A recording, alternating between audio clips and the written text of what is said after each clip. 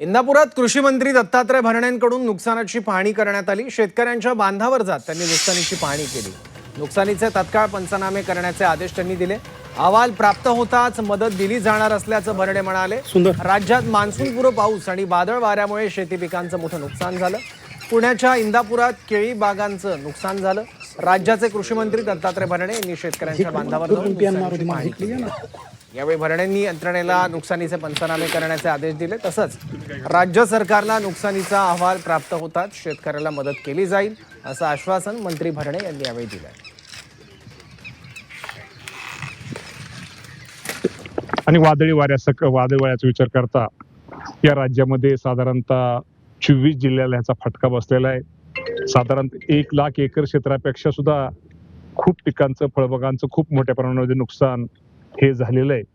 आणि त्याचा फटका माझ्या शेतकऱ्यांनी ज्या पिकावरती उद्याचं स्वप्न रंगवलेली त्या स्वप्नाचा चक्काचूर झालेला निश्चित प्रकारे शेतकऱ्यांचं खूप मोठं नुकसान झालेलं आहे। कलेक्टरांना सूचना दिलेल्या आहेत। जिथं जिथं या वादळी वाऱ्यामुळं, गारपिटीमुळं, पावसामुळं नुकसान शेतकऱ्यांच्या फळबागात झालेलं आहे, पिकांत झालेलं आहे, याचे ताबडतोब नुकसान भरपाईचे पंचनामे करा आणि ताबडतोब अहवाल शासनाला सादर करा की जेणेकरून त्या शेतकऱ्यांना मदत करता येईल।